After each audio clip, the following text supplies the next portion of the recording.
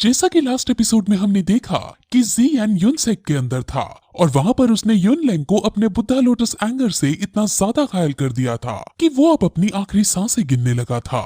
इस सब से युनशेन को भी बहुत गुस्सा आ गया था और वो तुरंत जियान को मारने चला गया था, लेकिन उनकी लड़ाई के बीच तुरंत वहां जियान के टीचर प्रकट हो गए थे और उन्होंने जियान की जान बचा ली थी और वो जियान को वहां से भगाकर ले जाने में कामयाब हो गए थे। लेकिन जियान ने युनशेन से काफी ज्यादा लड़ाई की थी, जिस वजह से जियान काफी ज्यादा घायल हो गया था। यूनसेक ने जियान को पकड़ने के लिए अपने डिसाइपल्स भेजे थे और उसने जियान को मारने के लिए ऑर्डर दे दिए थे और बहुत सारे डिसाइपल्स जियान को मारने के लिए जियान के पीछे गए थे। जियान अब यूनसेक के ही भेजे हुए डिसाइपल से बच रहा था और भागते भागते वो वॉरक्राफ्ट माउंटेन्स में चला गया था। अब यहाँ जियान बैठा है और उसके टीचर उसे हील करने के लिए उसे पिल देते हैं। जियान उस पिल को लेता है और उसे खाने लगता है, लेकिन उस पिल को खाने के बाद जियान को काफी ज्यादा दर्द होने लगता है। टीचर ने जो उसको पिल दी थी ये बहुत ताकतवर पिल थी और जियान की बॉडी इतनी ज्यादा स्ट्रांग नहीं थी कि वो इस पिल को पूरी तरह से एब्जॉर्ब कर सके, लेकिन फिर भी जियान हिम्मत नहीं हार रहा होता और इसे एब्जॉर्ब करने का ट्राई करता है। उसके अंदर से इतनी ज्यादा एनर्जी निकल रही थी कि उसको देखकर टीचर भी एक बार शॉक हो जाते हैं। ये एनर्जी जियान की एनर्जी के साथ मर्ज होने लगती है और वो जियान की सोल पावर को अब बूस्ट करने लगती है। जियान अब ये सब बात समझ जाता है और अब वो इस निकलती हुई एनर्जी को अपने अंदर लेने लगता है, लेकिन ऐसा करने में उसे काफी ज्यादा स्ट्रगल करना पड़ रहा था। उसके आसपास बहुत सारे क्रिस्टल क्रिएट होने लगते हैं जो दो की एनर्जी के छोटे छोटे पैकेट्स हैं और अब जियान धीरे धीरे हील भी होने लगता है। ऐसी शानदार पिल सिर्फ उसके टीचर ही बना सकते हैं। कॉन्टिनेंट के सबसे बड़ी एल्केमी एसोसिएशन जिसके एल्डर फार्मा है वो भी ऐसे पिल क्रिएट नहीं कर सकते हैं। अब जियान जो एनर्जी को एब्जॉर्ब कर रहा था वो चारों तरफ फैल जाती है और ये सीन देखने लायक हो जाता है क्योंकि इस बार को देखकर वो दोनों ही शॉक हो जाते हैं।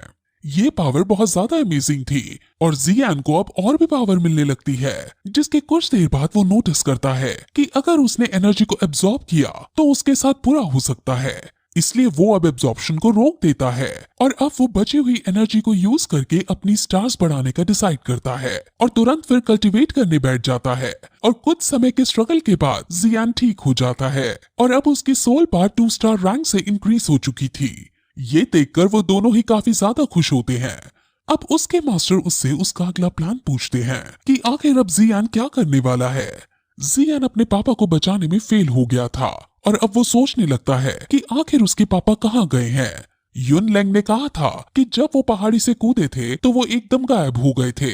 ये बात हालांकि यकीन करने वाली नहीं है, लेकिन युनलैंग के पास झूठ बोलने का कोई कारण ना था, जिस वजह से जियान समझ जाता है कि युनलैंग ने सच बोला था। उसके पापा सच में पहाड़ी से कूदते ही गायब हो गए थे, लेकिन वो आखिर गायब कैसे हुए थे उसे ये समझ नहीं आ रहा था। जियान अपना वो जादुई पेंडेंट निकालता है जो अभी भी ग्लो कर रहा था और इसका मतलब ये था कि उसके पापा अभी भी जिंदा है, लेकिन उसे ये नहीं पता था कि आखिर वो कहाँ है। उन्हें ये तो समझ आ गया था कि युनलैंग की नजरों के सामने उसके पापा गायब हुए हैं, इसलिए मतलब ये है कि युनलैंग से भी बड़ी शक्ति है जिसने उसके पापा को गायब किया है। टीचर जियान से उसकी बचपन की दोस्त से इस बारे में पूछने को कहता है, जिस पर जियान बहुत शौक होता है और कहता है कि जी जूनियर का आखिर इस सबसे क्या ताल्लुक है। टीचर कहते हैं कि जी जूनियर जैसी लड़की बिना किसी कारण के जियान फैमिली के अंदर रहने नहीं आएगी। उसके आने के पीछे जरूर कोई ना कोई कारण था और अब जब तुम्हारे पापा गायब हुए हैं तो अब इसमें जरूर उसका कोई ना कोई हाथ जरूर है। ये सुनकर जियान सोच में पड़ जाता है, लेकिन उसको अब इस बात की तसल्ली थी कि ये पेंडेंट अब कॉन्टिन्यूअसली ग्लो कर रहा है, जिसका मतलब उसके पापा की जान खतरे में नहीं है और वो धीरे धीरे रिकवर हो रहे हैं।